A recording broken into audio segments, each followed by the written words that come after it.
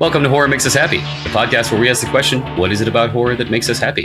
Your hosts are Steve Becker and myself, Chris Whitman, and you can find out more about us at our website, horrormakesushappy.com.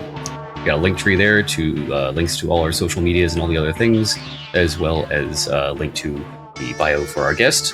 But before we get into that, before we get started, this is the trigger warning. This is a horror podcast. We talk about horror things, so we could talk about sensitive subjects, foul language, violence, and other such sensitive things. So if that is not your cup of tea, I wonder how you got here. You have sensitive ears. Go away. Parental discretion is advised. Yeah. So now we can say things like fuck. Now we can say things like fuck. Like, this is a great fucking show. Why don't you listen to this instead of something boring? Today we are talking to Jiang, author best known for Linghun, I Am I, and A Palace Near the Wind. Welcome. Yes, welcome. Thank you for having me. Our pleasure. Before we get into the meat of the interview, you want to let people know what you're currently working on? So I think I've oscillated back into sci-fi this year. Okay. And I'm working on a novelization of a short story I wrote back in 2022, which is basically about a society where language is used as currency. It's called Give Me English. Interesting. Yeah. How would language be used as currency? Like, you teach someone a word for payment, I guess? No, so you can like trade words for payment essentially. So like nouns are worth more than verbs, for example. Yes. Authors are going to love this. Oh yeah, yeah. It's been a headache trying to write, but it's been fun. Break out the thesaurus and the dictionary and all kinds of new words. Mm-hmm. Yes. Cool. Well, I don't remember what we did or did not talk about in terms of when we first started talking about bringing you on, but basically the theme of this interview is going to be less about your body of work and more about what you yourself have been a fan of from childhood through adulthood. And then towards the end, we'll talk about how any common topics that keep cropping up intersect with horror as a genre. But that said, it's not meant to be a therapy session. So if there's any questions we ask that you don't want to answer, you say pass and we'll move on. But starting with childhood, what are some of your earliest memories of scary things? Oh, I think so. I used to watch YTV a lot, right? And then, so it was like on Friday nights, they had anime playing around 9 p.m. But the problem was I like to flick through the channels when the ads are on, right? Of course. So one of the channels I flicked to, it was playing The Poltergeist. And I think that was basically my very first encounter with horror movies. And I remember seeing the scenes with like the clown doll just sitting there, and it kept flashing to the clown doll. And I was like, I really shouldn't be watching this because I know I won't be able to sleep. But then I kept watching. I kept flicking back like during those 5-minute intervals. And it scarred me from horror for basically the rest of my childhood. Yes. Oh, okay. So you had a normal reaction to something like Poltergeist at an early age. Like, I don't want to watch this anymore. This is scary. I mean, yes, but I think it was like this irrational fear for both clowns and dolls because later on I had seen, well, I haven't really, but my friends played The Conjuring at a birthday party. And within the first 5 minutes, when that doll appeared, I literally stepped over everyone to get out of the room. Like, no, I'm done. I'm going to go. This is it. I'm done. First 5 minutes, first appearance of the doll. And I was like, this is not, no. Absolutely not. How'd you feel later on when you found out it was based on a true story? Oh my gosh, I cannot. So in middle school, I had a camp instructor who loved to tell, like, you know, those type of campfire scary stories. So at lunchtime, when we had like finished all our lunch, we would gather in the washroom. And she would tell us these scary stories. And after she had told us these scary stories, I could not sleep without the lights off for a week. And I had my mom move into my room for that week. Job well done. Mission accomplished. I'm amused that she brought you guys into the bathrooms to tell you the stories. Right. I think it was because one of the ones she told was the Bloody Mary story. So she wanted to do this whole mirror situation. Yeah. I mean, that is classic. Did you say this was like at a summer camp? It was a summer camp, yes. Yeah, that's classic, you know? Bloody Mary. That makes more sense. Candyman. I was picturing like at school and the teacher saying, "You guys in the bath." That's a little. Oh my gosh, that would be wild. But I have done it at school. And like it was with a group of friends. And the lights had gone off in the washroom as we did it. And it was like flickering on and off. I know. Because of course they did. Oh my God. Scarred for life.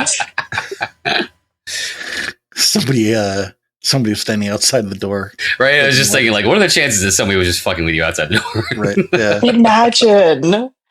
But like none of us knew where the lights were. So Cool. Anything else from childhood stand out too? Poltergeist? Let me think. I think that is the one I remember most because I feel like most of my horror encounters afterwards were in university. Okay. Yeah. We'll get to that in due time. Yes. All right. Anything other than the clown doll stand out to you from Poltergeist? I think the tree. Mm-hmm. Yes. Yeah, when it darted into the house and like grabbed the children. And I was like, wait a minute, what is going on in this movie? Why am I still watching it? The thing that I hated the most about the tree, and nobody fucking brings it up, is the shot where after it's like eating the kid and there's the flash of lightning and you can see his face in the bark. Oh, yeah. You know what? Now that I think about it, I write quite a bit about trees too. And now I'm thinking, is it because the lingering images from that movie? Trees are creepy. Yes. They are. Well, they can be. They are. Let's see. So some of our guests have reported that horror was always a pleasure for them. Some reported where there was a dividing line where it was scary first and then pleasure afterwards. You say that a lot of your other experiences with horror didn't come until much later. Has there been a dividing line where now it's pleasure for you, or is it always definitely think so. Okay. I feel like I largely avoided any horror movies, horror books, or horror stories growing up because of the Poltergeist. But then once I started writing, people were like, "Oh, you're a horror writer," and I think that's when I realized that horror had become something that was a lot more cathartic. Mm-hmm. And a lot of the movies I started watching were very, very dark and very, very bleak. And in university, I think my first encounter of horror was Shirley Jackson, like re-encounter, I guess. Shirley Jackson's The Haunting of Hill House. And I found myself kind of drawn more to a very like more spatial type of horror where it's like very atmospheric or very psychological, or like this one that gets labeled more as sci-fi, less as horror, but I think it's horrifying, which is Kazuo Ishiguro's Never Let Me Go. I don't know if it's basically kind of about this this character who is a clone. Spoiler alert, but they are essentially raised to become organ donors for the peoples they are clones of. Yes. Okay. And like the rest of society. Yeah. Mm-hmm. But they don't like realize this fact until later. And when you finally realize why they've been given such like almost like an enriching life moving towards their adulthood, you're like, oh, that's dark. They're like, oh, I'll give you the good things so you can sacrifice yourself later. Right. Yeah, you got to keep them healthy. Got to a clean enjoy goes yourself while you can. Yeah, that too. Yeah. And I think, and the other one was Beloved by Toni Morrison. Okay. Yeah, which is kind of like an exploration of like physical manifestations of trauma. What did you like about Beloved? I feel like I am drawn to a lot of books, like not just horror, but in general too, that has to do with like memory or like a kind of past guilt or like familial guilt, if that makes sense, and duty. And Beloved was definitely one of those books because it was about a mother who had to basically give up her children because life had been so hard back then. She didn't want them to have to go through the struggle. But then she ended up surviving and kind of carried the guilt of like failing her children with her throughout her life. Mm-hmm.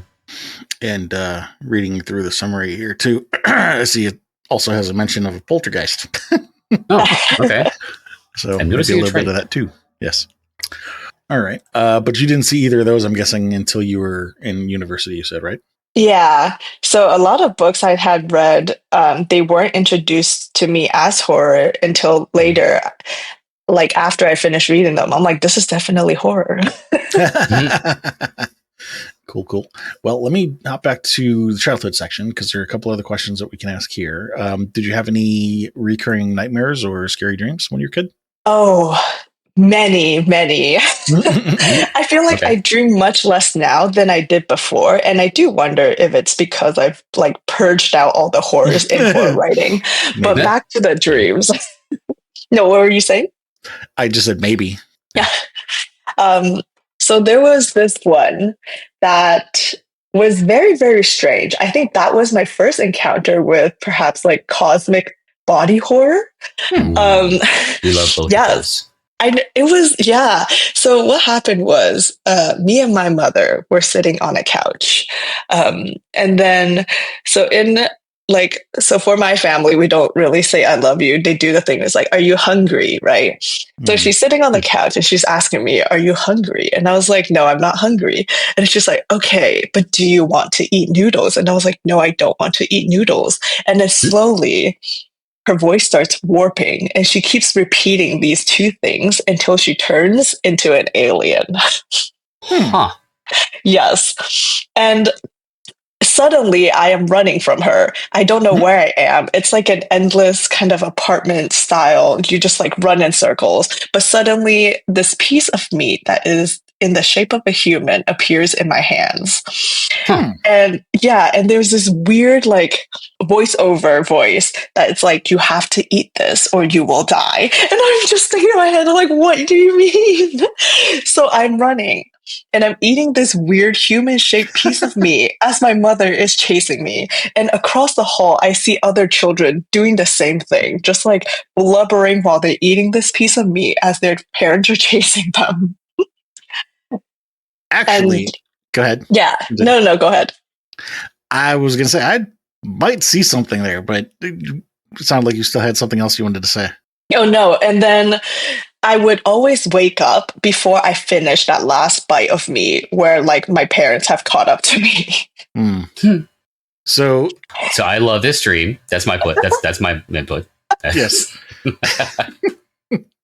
Having mentioned being an ESL teacher for, Chinese, Asian culture is known for having a very strong, I don't want to use the word conservative, but like social fabric, shall we say?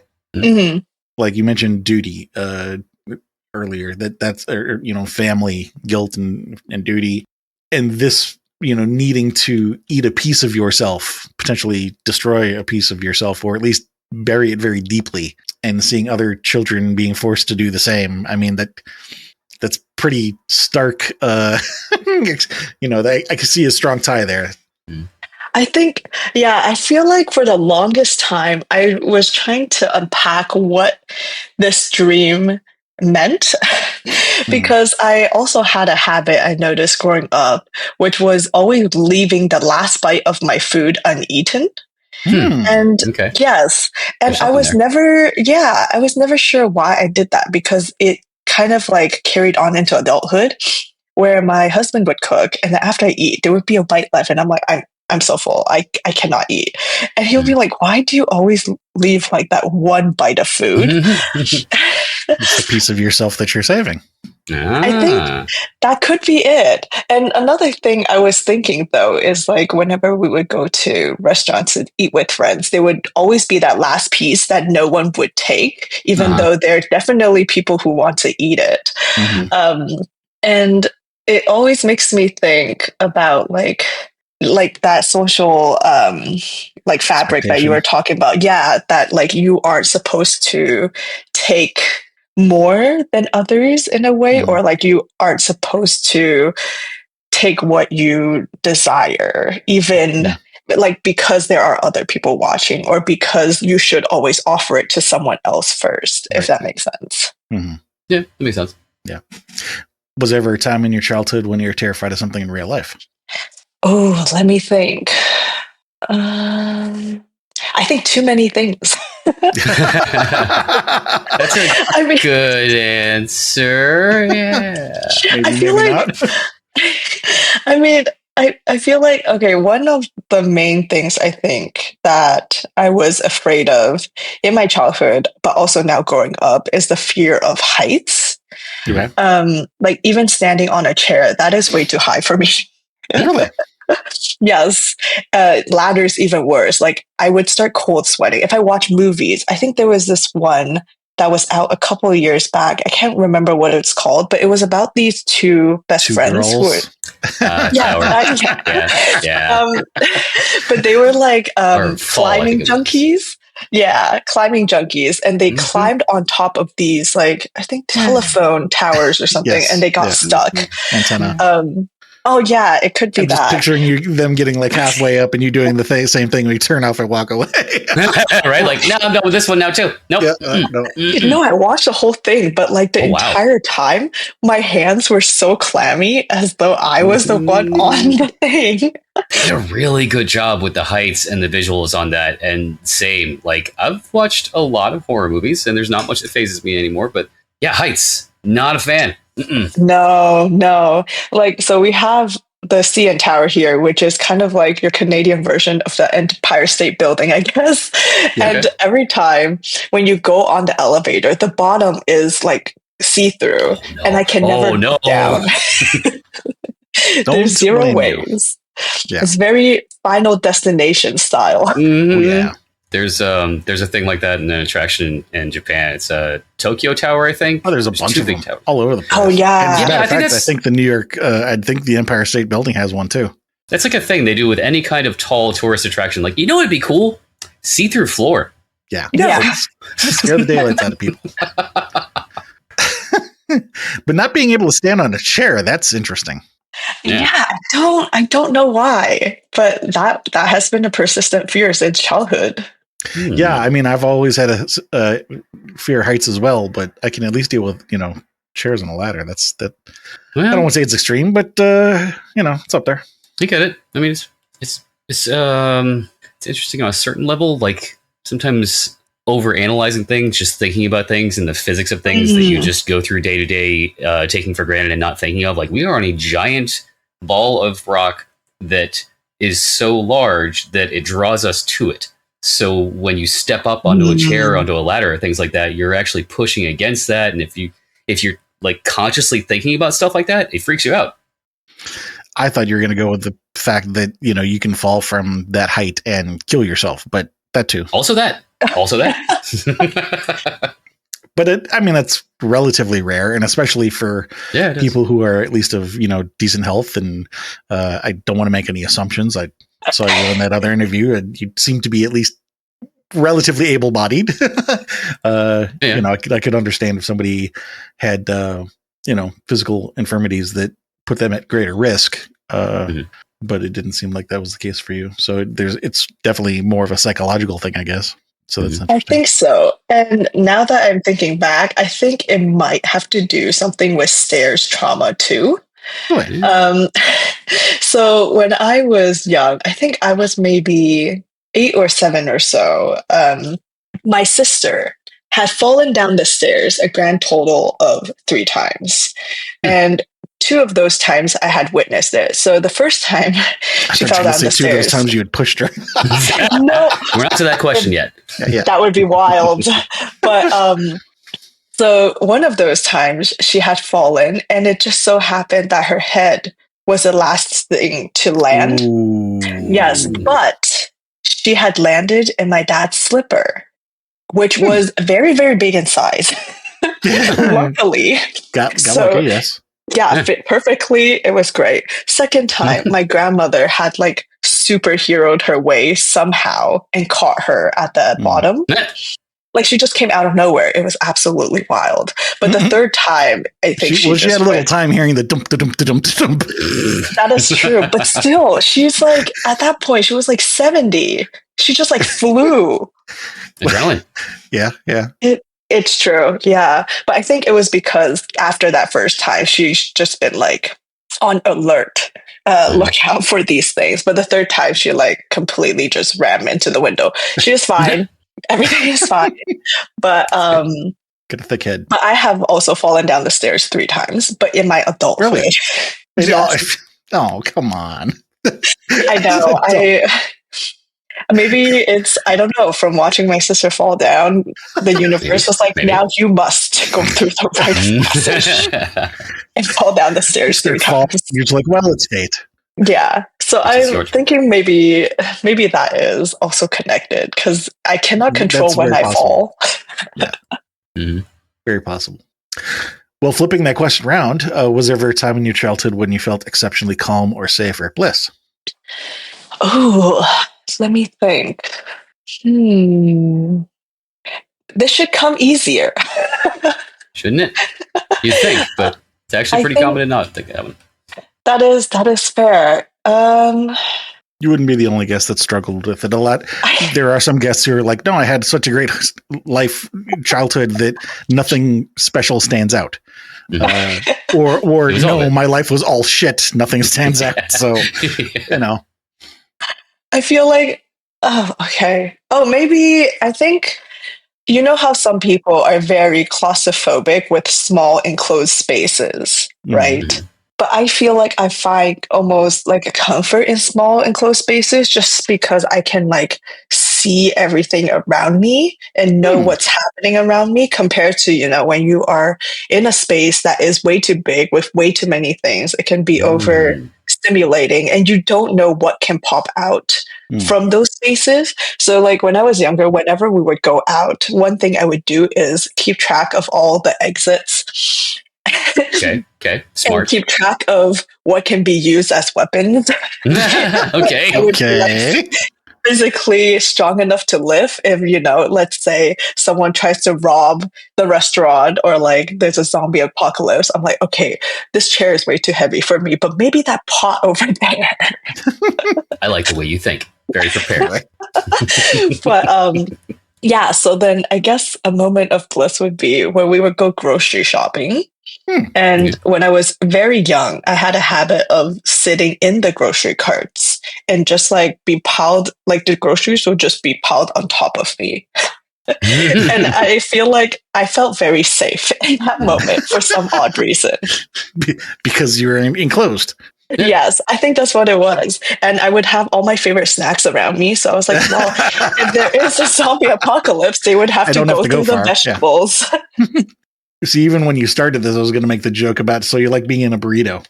I guess so. Which actually does connect to the horror stories. So because one of them had to do with limbs and like things coming out from under the bed, I had to sleep in a burrito, like immobile for like 5 years of my life. Wow. Burritos can be comforting. Yes. It is. Sleep in and eat. Very. Or get yourself a sleeping bag that you can zip up. Ooh, they make them. They look like burritos. They look like giant tortillas. I will need to get one of those. Yes. The next 2 questions also come as a pair. We'll start with the negative one so we can end on the positive. Do you remember the first person you hurt? Yes, but unintentionally. It was when I was in kindergarten. So we used to live in this apartment. It had, I think, 4 floors, no elevator. And we had shared it with one other family. And there was only one key the landlord gave us. So we had to share the key. And yeah, so what would happen is when we got home, we would buzz in. I think we lived on the 3rd floor. So we would buzz in the 3rd floor. And the other family, they had a pair of twins who would take the key and it's like attached to a bottle cap so you don't lose it, and they would chuck it down at me from the window so I could go in the house. Right? Yeah. Did you hit somebody in the eye?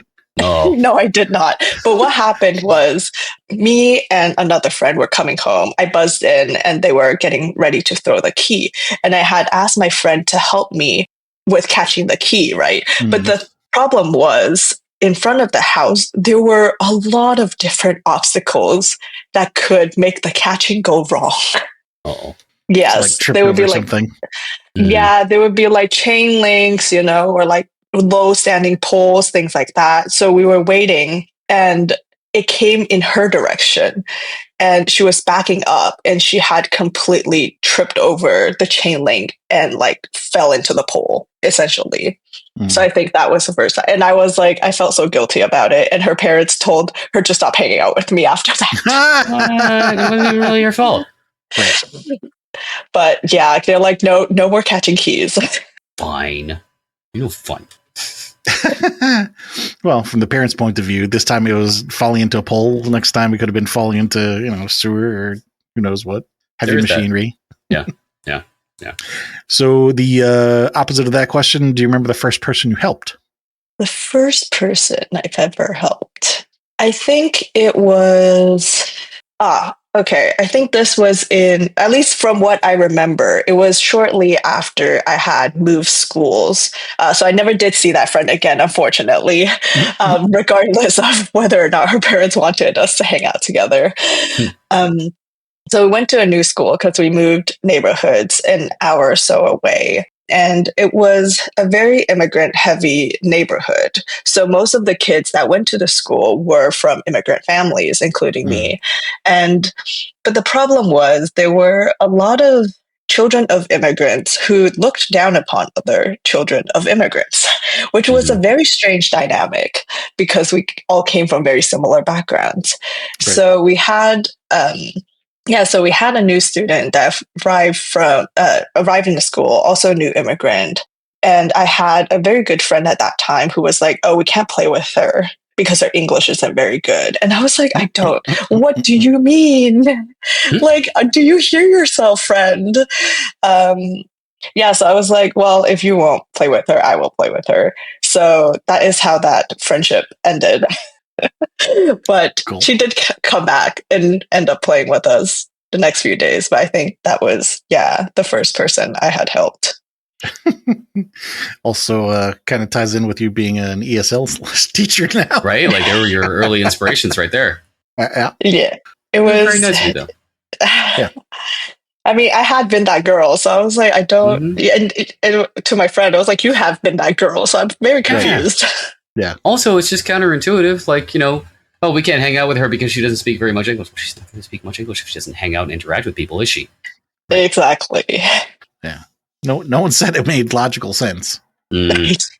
Children can be very vicious sometimes. Yes. Did you live in a place in childhood where you celebrated Halloween? Yes, I did. So that was that same neighborhood. It was great. I loved it. Did you have a favorite costume? Whatever was on sale at the dollar store. Whatever I could piece together. And usually it would be like one cape and a wig, and you would have to make do with like the rest of your outfit, right? So sometimes I wore a lot of pink when I was little because my best friend liked a lot of pink. So sometimes it would just be like all pink with like a spider web cape and like a red wig. And I'm like, I'm a witch. That works. Imagination. Yes.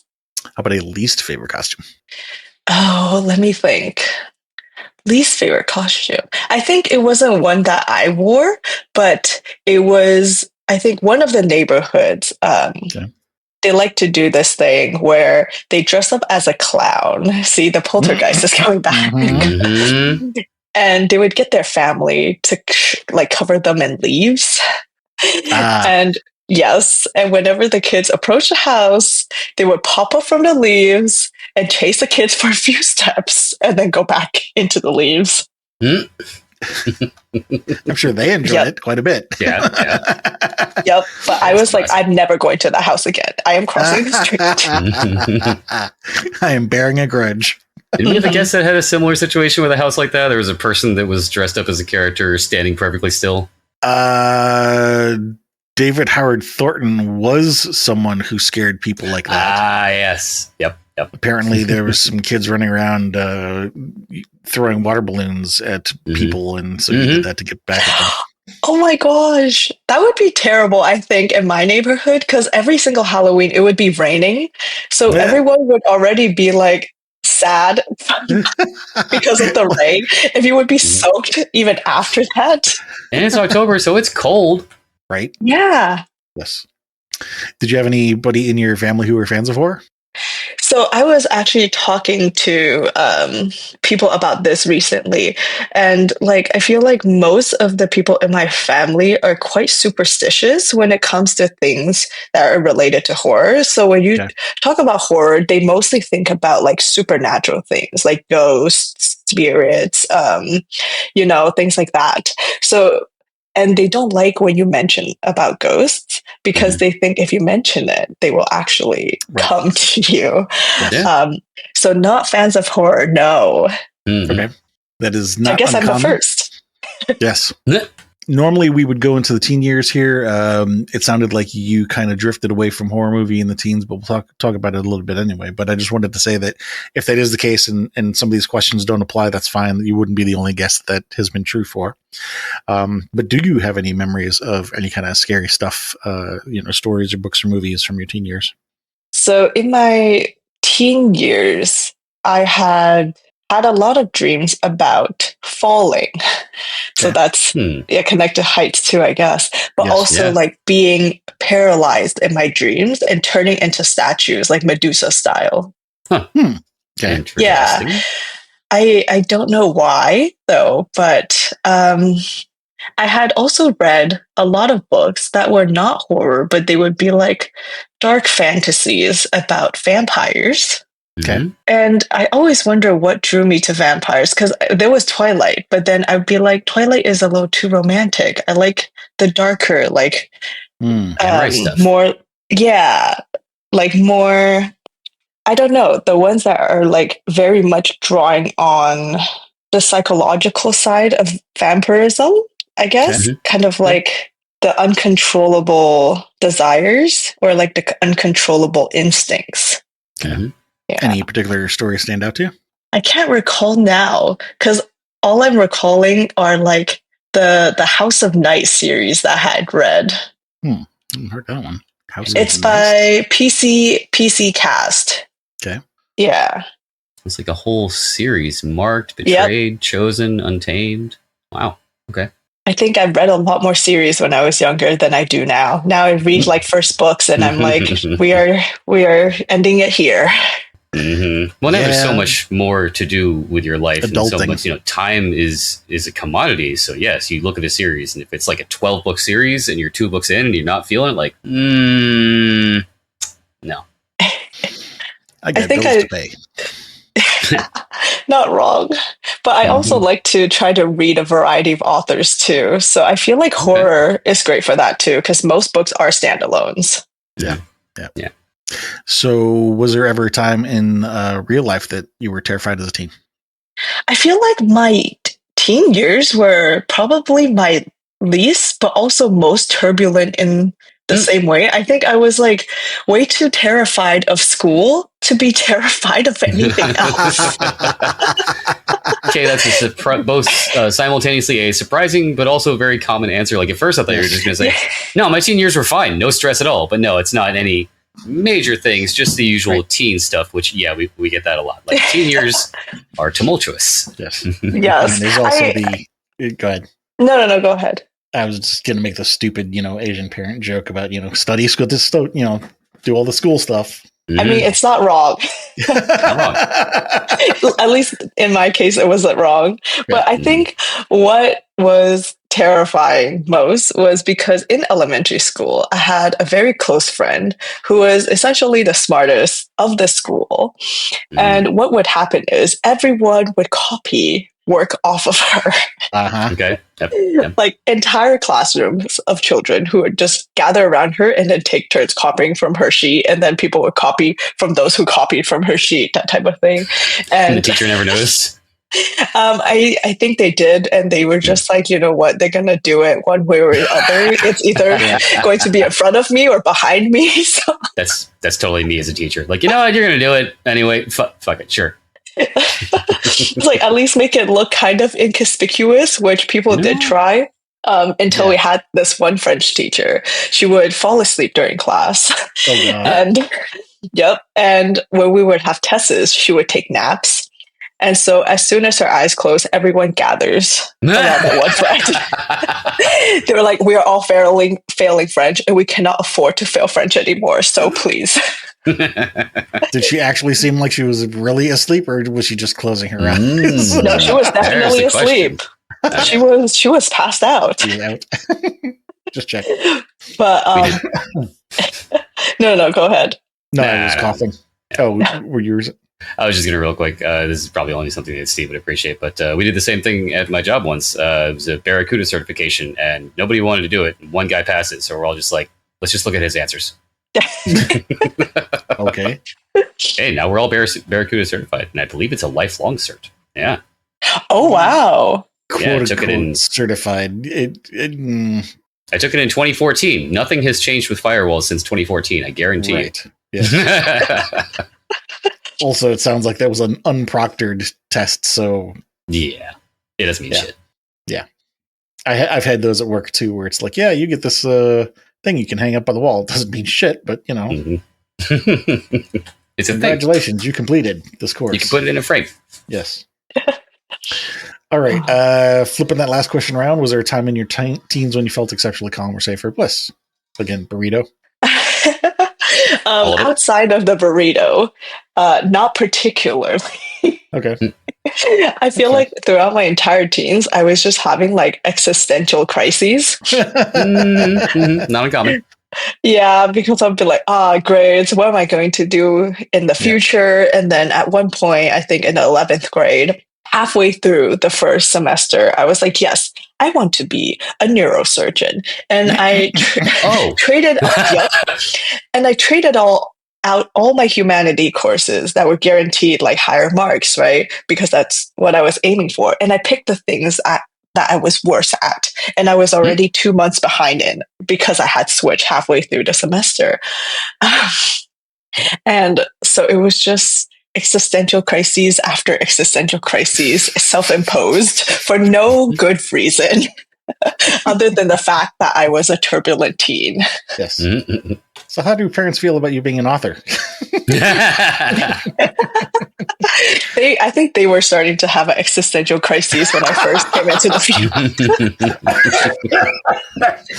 Yeah, I can see that. As one does. Yeah, they're okay with it now. But when I first started, they were like, what is going on? You know, I can't remember what guest it was, but there was some other guest who talked about how he felt a similar pressure, but then the pressure was let off because they had other siblings. Oh, okay. Well, see, I was the eldest. So does that mean there's more pressure? Like, yeah, I guess more on the eldest. It's probably started with more and then tapered off because as they had other kids, and now it's like, okay, we've got something else we can rely on. It's true. Once I decided to go into English Lit in university, my parents were like, all right, time to focus on the younger one. Yes. Yeah. Yeah. So my sister, she's a chemical engineer. Okay. Nice. Well, I'm sure parents considered. That's gonna bug me now, trying to figure out who because I remember them joking about how like when they got hurt, it was the parents were concerned, and then when the siblings came along, it's like, it's only one toe, you still got 9 more. Oh my gosh. Not in reality, but I'm like, that's the joke. Yeah, not literally. Yeah, not ringing a bell either. It'll come to us later. Yeah. Let's see. Okay, so now we get into the adult section. We talked about Never Let Me Go, Beloved, and was it Fall was the one from the tower? Yeah. I think so. Talked about Haunting of Hill House yet. What did you like about that one? Okay, so I think I read Haunting of Hill House for the first time in university, and I remember it being extremely slow but extremely cerebral, because we had talked about like, how I find like enclosed spaces more safe, and I think that was the first time where I encountered enclosed spaces as places that are like very suffocating and terrifying.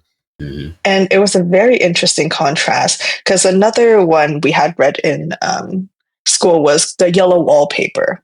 Yes. And it was like much about breaking out of confined spaces, And I think that was like the first time I started seeing spaces differently and exploring them in my own writing, but also being drawn to like books and movies that were similar in nature. Mm-hmm. It's going to bug me now. There's, I don't know if it's Korean or Japanese horror about a wardrobe. A wardrobe? But no lion or witch, huh? Let's see what Google says. Horror movie. Is there a small, very pale child who just croaks that comes out of the wardrobe? Probably. No, I'm joking. I'm making a Ju-on reference. Oh. I mean, that's a common theme in a lot of Japanese horror. That's true. I forgot what it's called. There's a name for that. Like that type of spirit. They're on you? I think it's on you, yeah. Or on Ryu. One of the two. Yeah. Something like The Closet, apparently. It's just called The Closet?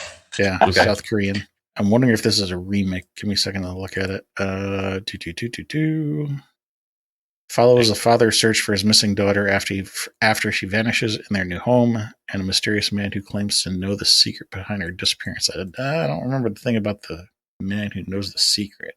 And Was it a special wardrobe that had a little child's radio recorder in it that one kid could record a message, and then the other kid in the tangential universe could then play that message, and they communicated back and forth with each other?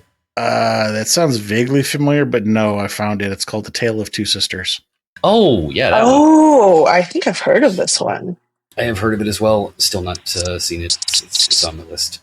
Anyway, I won't give any spoilers away since you haven't seen it. But you might like that one. Okay, I will add it to my list. There's been like a recent rise of Korean horror, like so many different movies and TV shows coming out. It's great. Yeah. Yes. And yes, that one was Korean. It does say that there. So Haunting Hill House, Yellow Paper, Closed Spaces. That potentially has something to do with control, maybe. Particularly like you were talking about keeping an eye on all the exits and paying attention to what all the weapons were. We can come back to that. So we're going to ask this pair of questions again for the adult section. Do you remember the last person you hurt? Last person I hurt. Oh, I feel like I was overthinking this answer too much. It's probably myself.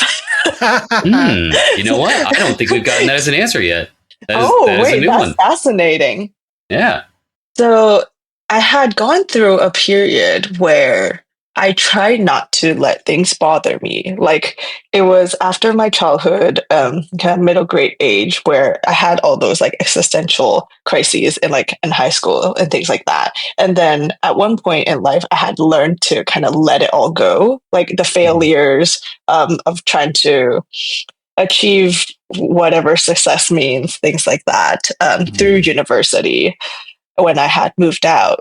But I feel like recently it has come back in full force after I started writing full time. And I think it's kind of like the self-critic consistently being very loud in my head that like constantly reminds me of how I'm failing as a human being. I can't relate at all. I don't know what you're talking about. I don't have these thoughts ever. Yeah, it would be like, because I remember before I would always overthink every single conversation and interaction I would have with other people, right? Like, I should have said this. I shouldn't have said this. This might have come across. Or are you also poorly. a member of the club of I'm bedding down for the night and going to sleep, and the brain's like, hey, remember these 16 things you did wrong today?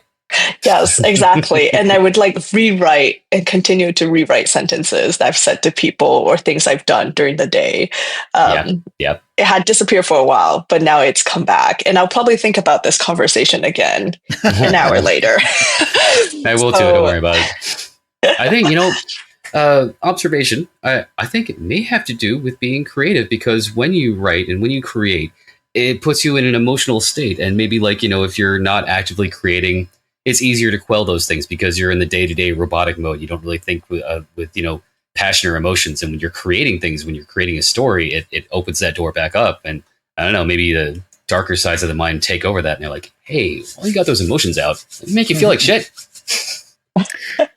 That could be it. I feel like it, like, for all the horror writers I've met, especially, I feel like every one of them have a heightened sense of empathy. Definitely. Like, you feel so much more, or at least I feel so much more comfortable around them because it feels like they are very understanding, you know, of like things you say wrong, and you feel kind of like more comfortable with, oh, being like, oh, sorry, I didn't mean that, and to kind of self correct instead of just holding it in and thinking about it later. Yeah. One of the things that's come up on our call a few times in the past has been, you know, people will like to say that time is a spiral or life is a circle, and you can come back to where you were at a previous point in your life.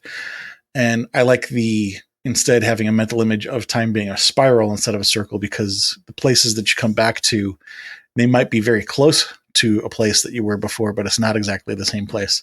And you know things that you didn't know before, and you know you're going to move on from this time just like you moved on from that time.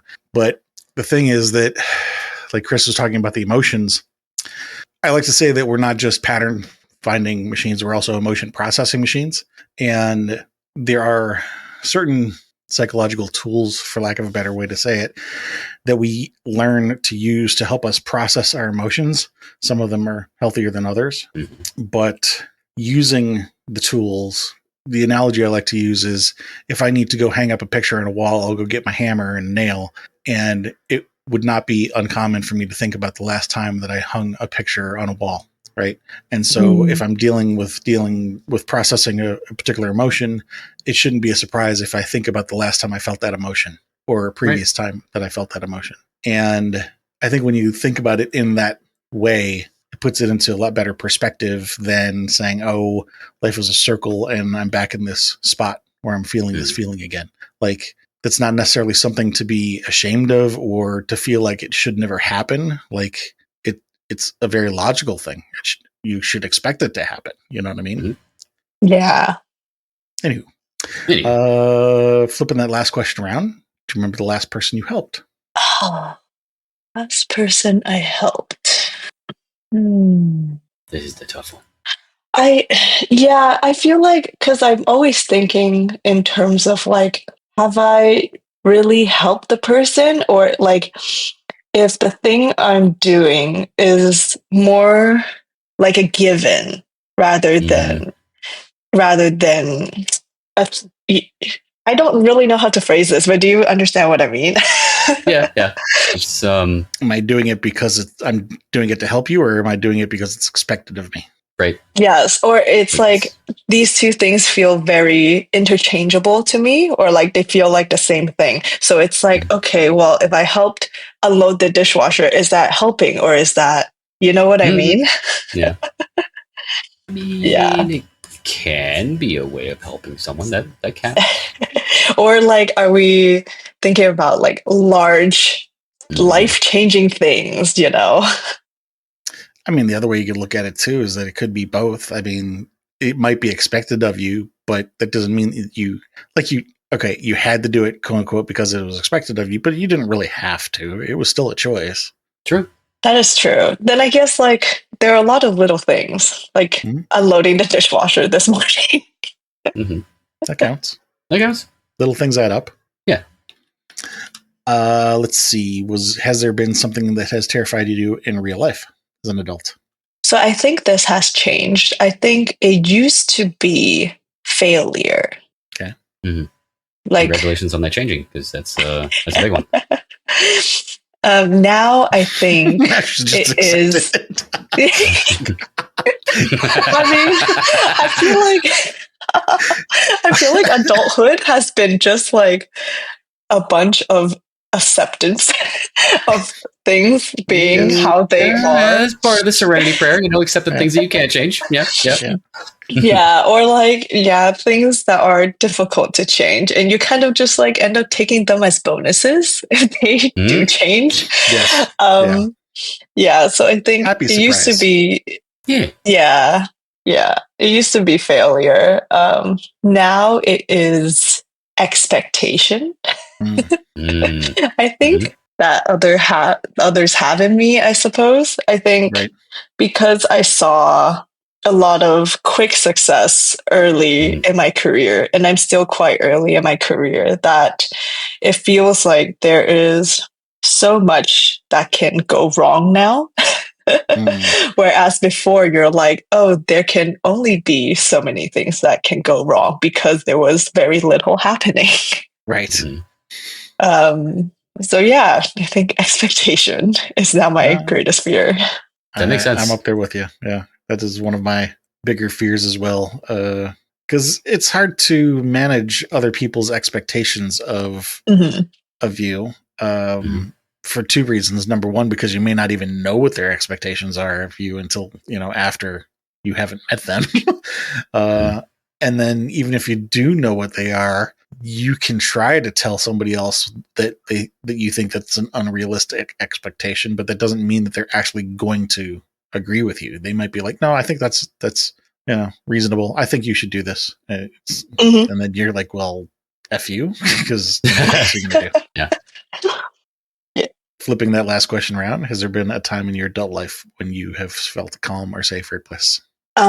When I've turned something in before deadline.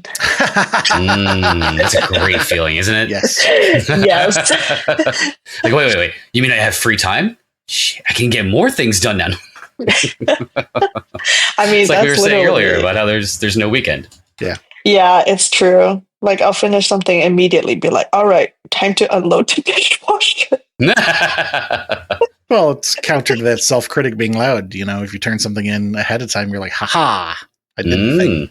Mm-hmm. That is true. I think, I feel like before, though, this moment lasted a lot longer. Like, I would feel very content and binge watch some shows for like 2 to 3 days. But now it would be like 1 hour later. And suddenly I'm like, okay, so what can I do next? What can I work on next? When is the next deadline? Right. Can I get ahead of that one? Yeah. It's a constant chasing now instead of, Well, that rolls really well into the next question. Have you had any really scary dreams or recurring nightmares as an adult? Oh my gosh. Friends, this is it's horrible. They're not even like creative dreams anymore. They would just be like things like missing deadlines or like missing meetings like these because I don't have a very set schedule anymore, right? Like during school, you would wake up every day, maybe around 8 a.m., something like that. Or in university, you wake up at kind of set times before your set classes each week. But now I don't. So I always have dreams of like missing podcast recordings, missing interviews, missing meetings, because I would be like, what if I just like don't wake up? Yeah, it's a double-edged sword for me too, because on one hand, and this started way back in my 20s, that my little rebellion against the world is that, I stopped wearing a wristwatch. And I really hate that life is divvied up into these blocks of time that, you have to be somewhere at a particular time or, again, expectations. And I guess it's part of my rebellion against those expectations. And it's a similar thing that, the nice thing is, I'm not pressed for time. On the other hand, I miss shit. So it's like, Yeah. I think, and then there's also those people I hear about where they're like, okay, but where I'm from, 15 minutes early means you're on time. And I'm just like, oh my gosh. Before, for me in university, I would get to class like an hour early. But now to even squeeze in like 5 extra minutes of sleep, I'll show up like 2 minutes before the hour I have to show up. Priorities change. Yes. Sure do. Yeah. Also, being self-employed helps. Yeah. It is, yes, that double-edged sword where you're like, yes, I have technically a lot of free time. But at the same time, you're like, no, but I'm not working 8 hours every single day anymore. Sometimes I'm working 20. Sometimes I'm working none. Right. Yes. Yeah. Today, I've spent 15 hours on, one project. Didn't get up from my desk. You get that trivia done yet? Yeah, right. Sorry. Twist the knife. Let's see. So the next question is going to be over your entire life. and not just horror, but could be any genre. What movie would you say you've watched more times than any other? Oh, Train to Busan. Okay. That's a good one. That's a good one. Oh, Yeah, God, the I father's think face. it's Gets so me every good. time. I cry every single time, even though I know exactly what is going to happen. And I think it's because I keep recommending this movie to people, though. And because I feel so strongly about this movie, I make sure people watch it. So I watch it with them. And that's why I have watched it so many times now. I think 6 or 7. Yeah. Okay. But Where do I you cry? think where do I cry? Definitely when the father, at the end. I won't ruin it, but near the ending. It's a very sad scene. It is. Without necessarily telling about the scene, but what emotions does it trigger for you? I think guilt, maybe. Okay. And I've been thinking about this a lot. I don't think I can talk about it without ruining the scene, though. Yeah. It's difficult to So, discuss without spoiler spoiling. alert, friends. Please skip Yes. 2 minutes 15. ahead or something like that. Yeah. Skip to this timestamp. Yeah. But I think it is like parental sacrifice. Yeah, definitely. Yeah, I think that is the main thing where you kind of like, you see that moment and you don't just like reflect on that moment in that movie specifically, but also like in your life and all the times that your parents have sacrificed for you and all that you have gained from it, and kind of like the privilege and the ability to be weak, essentially, in my case, because your parents have been so strong. Again, the social stuff. Yeah. Now, would you say that is your favorite movie, or would you say that something else is your favorite movie? Oh, okay. I am torn between Parasite and Us. Okay. Yes. I love I would Us. say, yeah, both of them, or like Get Out. That was also a very good movie. But I think maybe Parasite, because every time someone asks me for a movie recommendation, if it's not Train to Busan, I would say Parasite. Okay. I still have What do to you like watch about it? Parasite. It is so good. You have to. You must. I will watch it with you. Okay. What do you like about it? But I think just like the whole the whole way the movie is done, the acting, like the social commentary, and how metaphoric it all is, I find myself drawn to a lot of like heavily metaphoric books or movies where everything is like almost overly exaggerated to make a point. I feel like some people feel like these kind of books or movies are too on the nose, but I quite like it in how like the absurd take that, or like absurd turn that it takes, and how almost improbable this specific situation is. But if you look deeper into the message they're trying to say, it becomes like very glaring reflection of reality, if that makes sense. Yeah. With my little knowledge about it, I think it's about 2 families that just do things that would catastrophically damage the other family, but they end up just not caring in the end, because I think one of the underlying messages is just people are terrible sometimes. It is true, but it's also kind of like a class struggle between these 2 families. There's no class struggle in Korea. All the dramas where you have like the poor person and the rich person coming together, and then all the people on Reddit being like, okay, but this doesn't actually happen. So I guess I'm trying to pull out really the only thing I'm hearing was the social commentary, and like Chris said, maybe class struggle. Is it related to the conversation we had about expectations, or is there something else that speaks to you about it?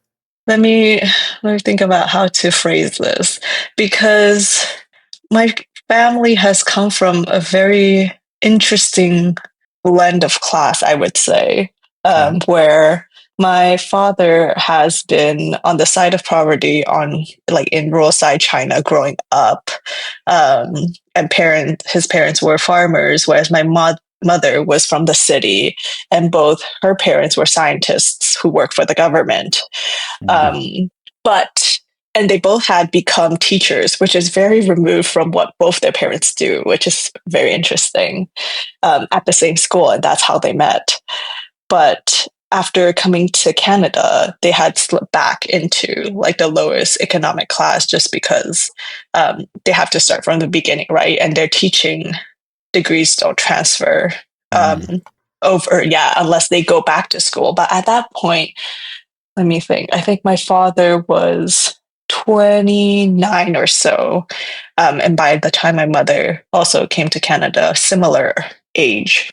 And it became kind of like the question of, well, do we want to kind of return to like a social status we had before, try to become teachers again, or try to do something different?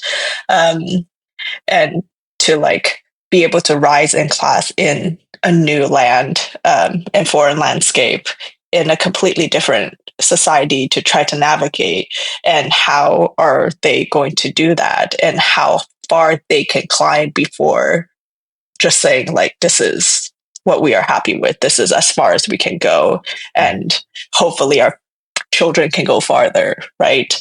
So I think in this case, I've been thinking about class and privilege a lot, and like, how far do I want to aim, and what would make me content, and what does it mean to kind of stay or climb or aim for social statuses or economic statuses, things like that. Yeah, I remember reading something many years ago that said something that I don't know if I completely believe it, but was kind of interesting, that they pointed out that kids of parents who are very motivated for social mobility sometimes have to deal with bullying, because like they'll grow up in one economic group, and then the parents will improve their fortunes and then move the family, and then the kid no longer fits in with the social group that he then moves to, or she. And I thought that was an interesting thing, because trying to wrap my head around that, then apparently the person who was writing this article maybe was proposing that if you're going to try to improve your social circle, to either do it before you have kids or after they're out of high school or something like that, or they're old enough to be able to parse it without having to deal with the bullying that happens in like grade school and middle school. Which again, like I say, I'm not 100% sure that I'm on board with it, but it was an interesting concept, at least, to think about. I think, one thing that I've found very interesting, because we've been like up and down this economic and social ladder, is that like the way that my family wants to teach like the value of money, the way they had, with the mindset they had when they had a lot less, when we had a lot more. And it was kind of like a weird juxtaposition or like contrast that was difficult to navigate, right? Because in your mind you're like, oh, we have very little, but we also have enough at the same time. And it was very funny, because my dad would do things like cancel an internet plan to get a new discounted one to save $20 a year, right? But at the same time, he'll be like, oh, but we're finally going to get a new secondhand car that costs us way more. And you're like, so I'm very confused. What is happening here? Having been raised by a grandmother who was also very frugal from having lived through the Great Depression, I understand that very well, because there are times in my life where I don't want to say I struggle with money, but like there are times when I will feel this motivation to try to save a certain amount of money. But then, like you say, I'm also looking at it in terms of, am I going to spend an hour to save $5? Like, is it really worth my time, kind of thing? It's more of a struggle, I think, for me, because of having been raised to be so frugal. Whereas I think maybe somebody who wasn't raised by my grandmother might not have the same difficulty with that. Present. Yeah. It's actually to the point where I have gotten in the habit of using my bill pay feature of my banking system, my bank's website, to automate sending out bills. Like, for example, if I have a cell phone bill that's $65 a month, I'll just have it send out a check for $65 every month.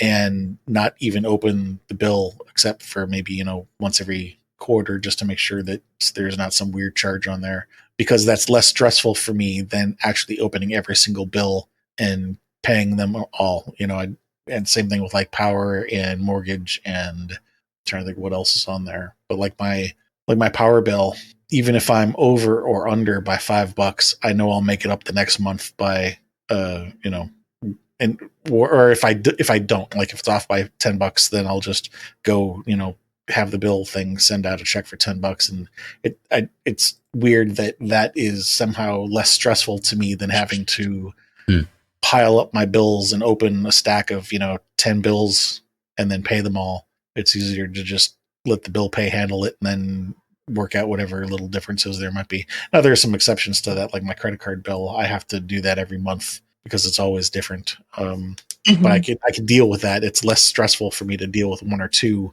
one-offs than 10. I feel like that kind of connects to like overall value of like mental capacity too over time. Yeah. Like what do you have energy for? Because when I used to, like before we owned a car, I would take the bus everywhere, right? It would cost very little, but then it would cost a lot of like mental energy. Yeah, time and mental energy. And by the time you get to the destination, sure, you save like maybe $10, right? But you have wasted 2 hours draining yourself on the bus. Yeah. Flip side of that though, because I used public transportation a lot when I lived in other areas of the world. The walking. I now have a car and a desk job, and I've put on way too much weight. There are times where I see somebody walking down the side of the street while I'm driving and thinking to myself, I wish I had time to go back to, taking the bus everywhere and walking, but I just don't have 2 hours to burn, whereas before, because that's sometimes you have to take 2 or 3 connecting, forms of transportation, and the wait and the walk from one location to the other. Sometimes it added 2 hours to my commute, but back then, for sure, I didn't have anything else to do with my time, so I did. Yeah, that's true. Yeah, I have a lot of friends who would do like, they like would read on public transportation, study, listen to audiobooks, that type of thing. Right, that's another thing. You can get a book you're reading done, whereas everywhere else in life, there's no time for it. Yeah, it would also offer just like a moment of zen, as Craig Kilborn would say. Yeah, for sure. But I think the problem is I have this condition where I will fall asleep immediately on public transport, no matter what it is. It could be an Uber, I could be alone, it could be dangerous, and I would pass the heck out. Even on like a public bus with the head on the window, where ultimately it's just like bouncing on it and shit. For sure. I would like fall asleep holding a cup of coffee, and it would be in the same position when I wake up. Well, that's good. That's where you want it to be. I guess, but it would be weird because I wouldn't know I had fallen asleep until I'd woken up.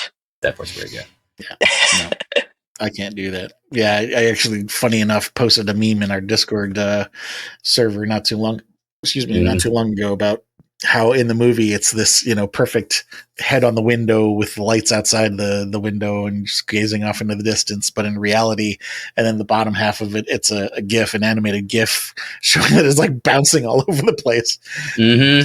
Every time I have tried that, you try to sleep on the window, but just the vibration from the bus is just, I can't. Yeah. Or if it's like super cold outside and the window is like frigid. Yeah. Sometimes and then you hit that one bump and then you smack your head. Oh my god. That has happened to me way too many times. That's why I just gave up trying. It's like never. No. So, again, over your entire life, any common themes about what kind of horror you like? Cannibalism, occult, metaphysical, supernatural? I feel like I've been like very oscillating themes throughout my writing, but I feel like the things I always come back to is like identity, immigration, sense of belonging, but also like being stuck between two different things. Okay. Yeah. And like body horror associated with all those things. Yeah, I can. Yeah. Being stuck between two different things that make sense in a number of different ways in your life, 2 different countries, 2 different classes, 2 different languages, or more than 2 different languages potentially. Mm-hmm. Well, this would be the spot where we talk about the common themes. Really, I think the two that I'm hearing the most are expectation and control, which are kind of like flip sides of the same coin. Mm-hmm. A lot of the different kinds of expectations, family guilt, duty, sacrifice, social duty in terms of, unloading the dishwasher kind of thing.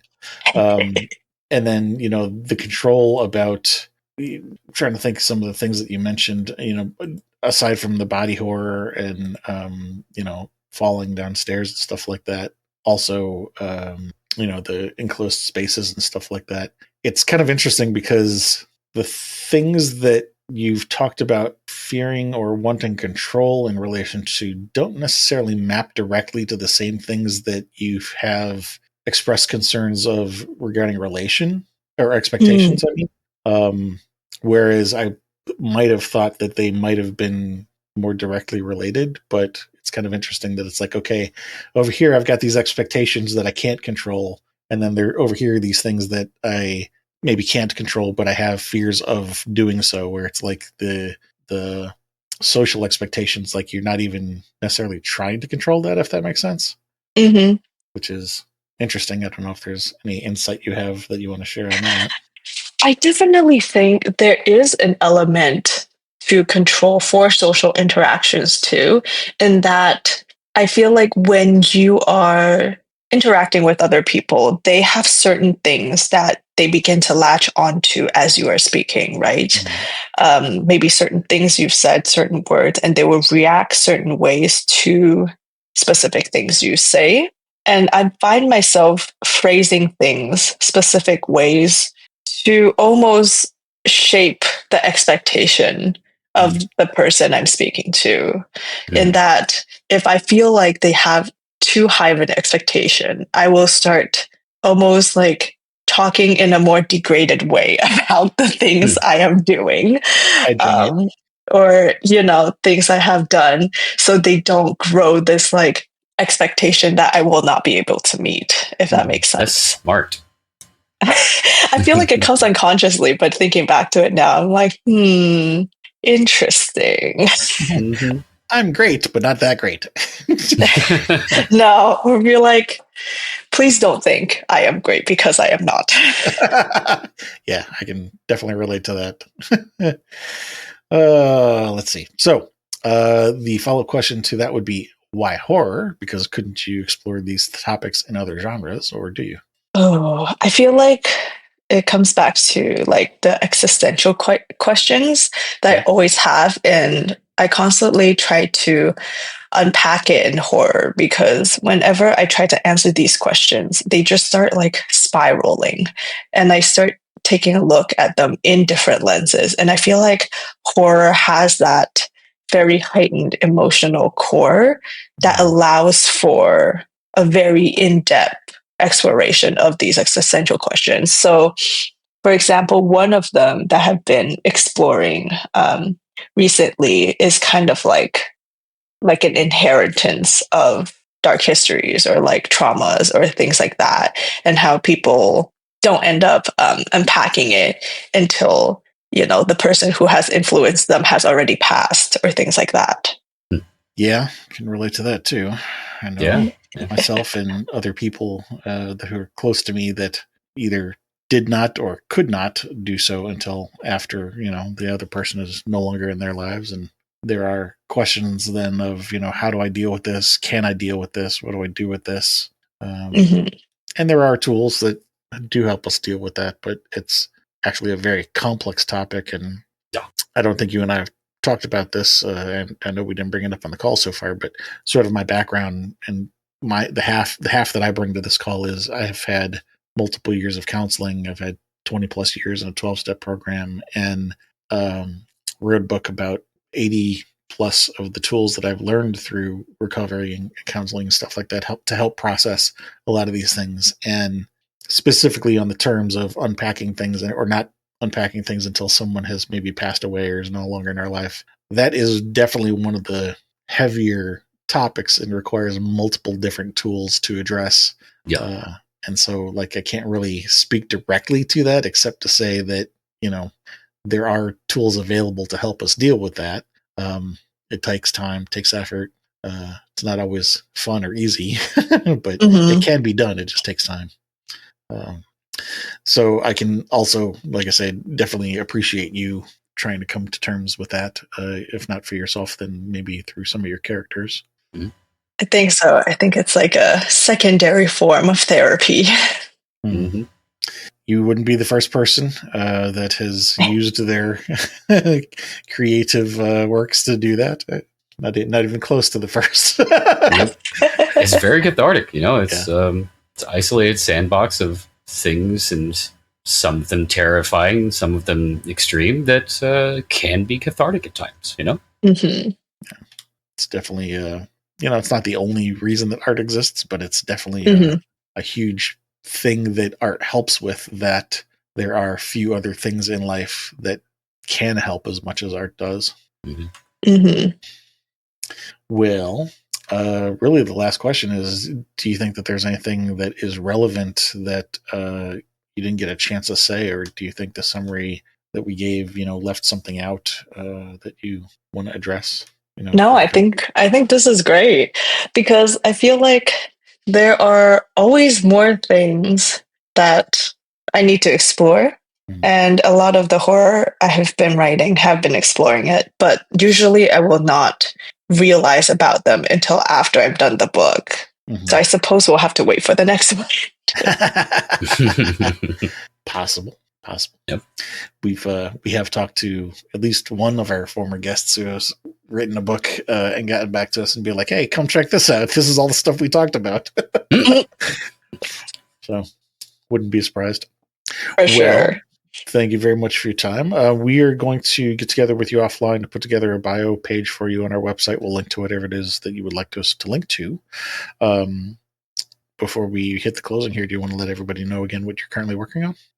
Yes, so I am working on a novelization of a short story I had written a couple of years back called Give Me English, and it is basically about a society where language is used as currency. But I'm kind of like expanding it to include inspiration from like immigration from my background, history of the snakehead, and also of like dialects and languages that exist or no longer exist and are dying. Cool. Just for clarification, what are you referring to by the snakehead? So it is about this woman named Sister Ping who had immigrated to New York and kind of built her own empire in the heart of Chinatown there. And she was basically like had a business of smuggling people over from the province that I'm from. Okay. So you're talking real life, not fiction. Yes. Got it. Okay. Cool. Well, like I said, we'll put together a bio page, and anybody who wants to come find out more about you and what you're working on, you can just go to horrormakesushappy.com, go to the episodes page, look for I, and click that link that'll take you to her bio page, and then go to whatever links she provides us. And again, thank you for your time. Thank you to anybody out there listening. If you like what we're doing, tell a friend.